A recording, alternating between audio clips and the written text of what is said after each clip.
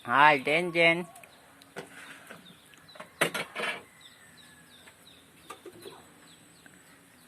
Ba't pawis ka dyan?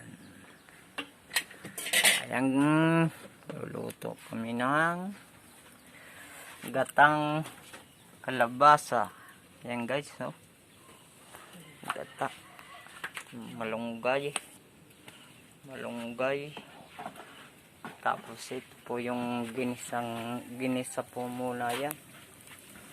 Ayan na po. Kalabasa at saka ampalaya okra. Ayan po.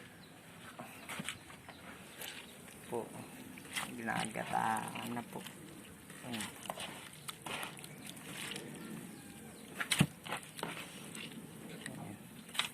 Yan po ang aming bigas, 1 kilo.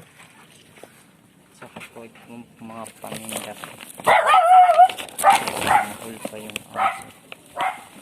Yan po guys, mga paninda po yan.